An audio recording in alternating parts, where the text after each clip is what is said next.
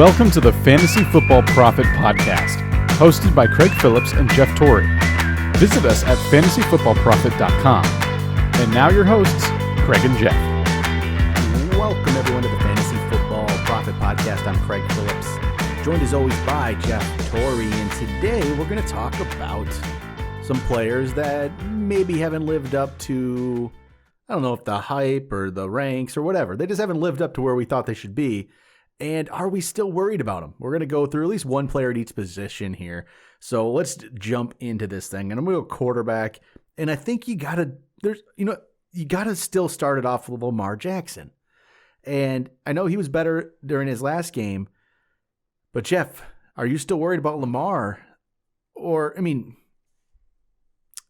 can he become Lamar of last year? That might even be a better question because I think he's going to be still a good fantasy option. But can he become what he used to be? Or is this pretty much what we're going to get now from Lamar? I don't think he'll be what he was last year. I'll start with that. But last year he was, it was the same thing when 2 years ago when Mahomes, right? You're not going to get that Mahomes. But he's incredibly good. I do think, and I was right in the sense of I thought he would bounce back anyway. And it's very difficult when you're playing against bad teams because you don't need to win. They have a good defense. So I think when the games are more competitive, you'll get a better Lamar Jackson.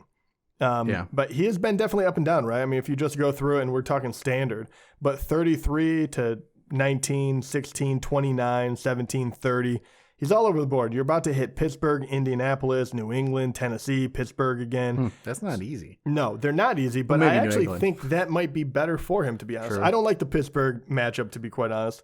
Indianapolis, they're both tough, but I think he will have to run more, and that is when he really shows what he can do, right? And then you get, when you start getting down into the playoff area, you have Dallas, Cleveland, Jacksonville, and New York Giants. So much easier, but you have to hope that that the dichotomy of playing good versus bad teams isn't all it is going to be. That's a lot of it. When these teams are good and they just win, they don't necessarily need to put up these points anymore. Lamar has that going for him.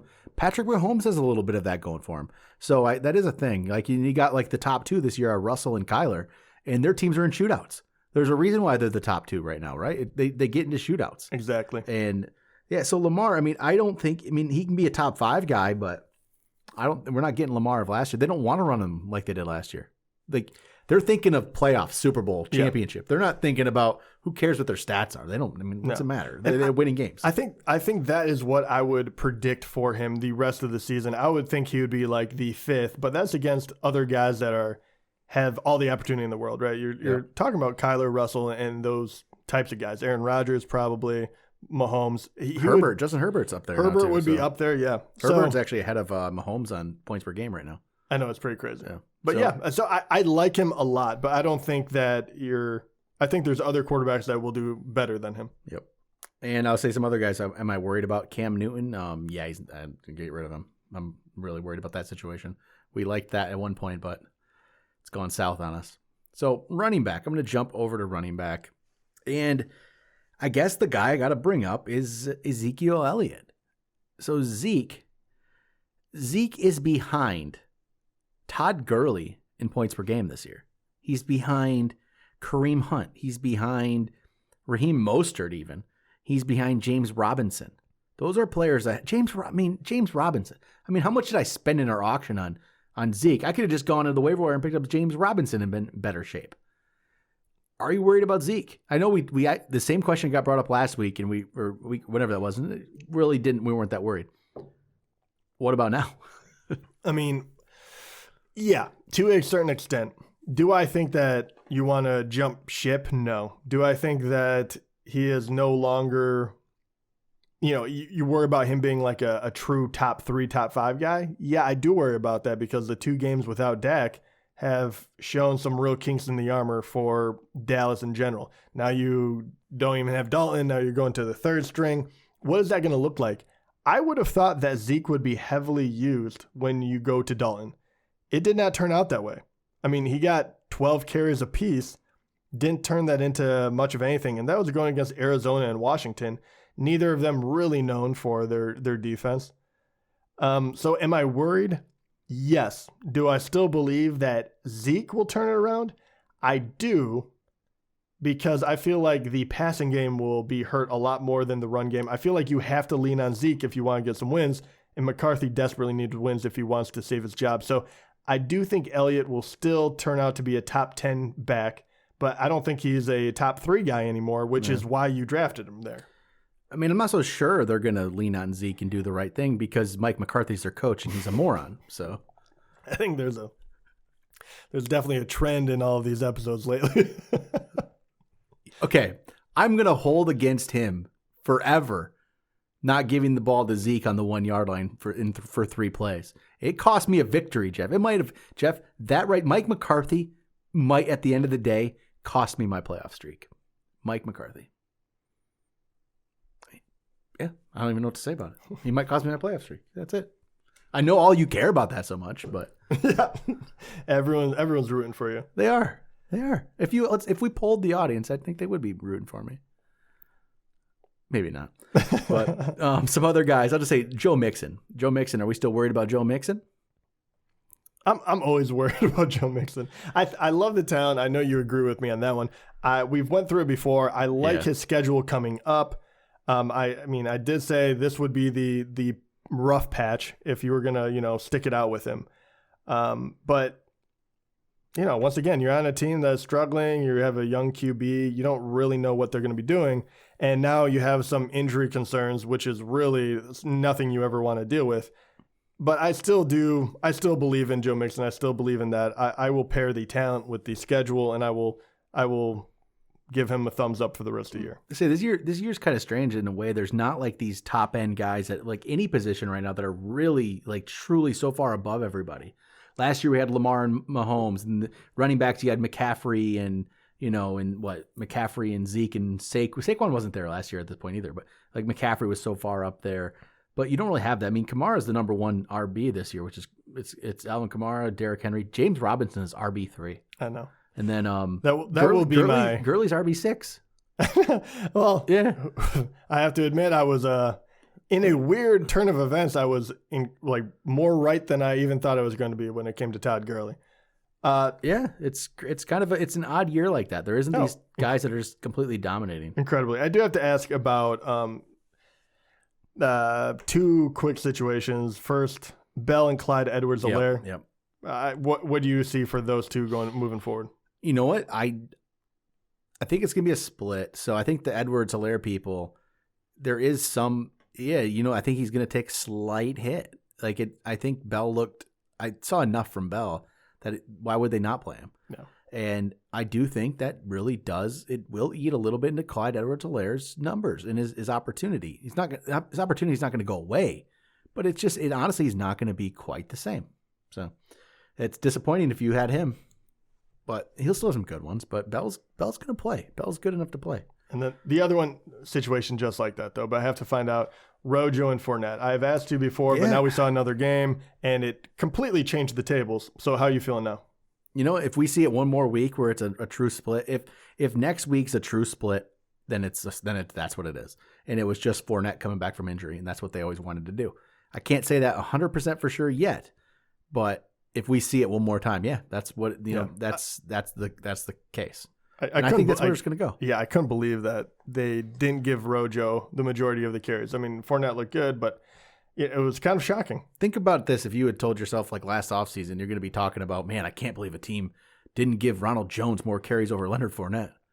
Oh, that is the biggest up and down I've ever had because I was never a Rojo fan. Yeah. And then I was like, Fournette came and I was like, it was Fournette's job now. Yeah. And then he got hurt and then Rojo started doing well.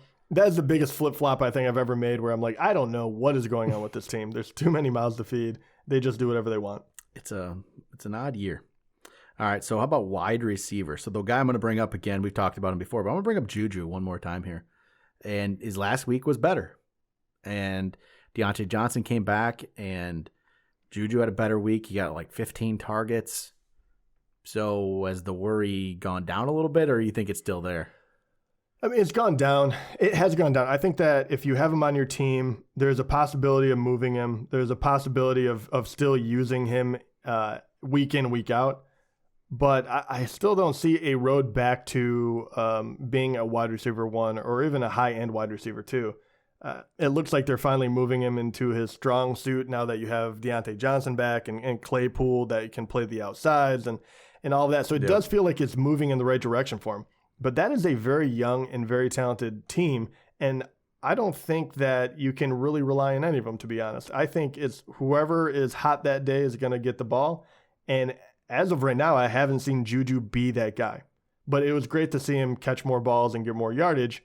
I think that they're turning a corner when it comes to Juju and getting healthy.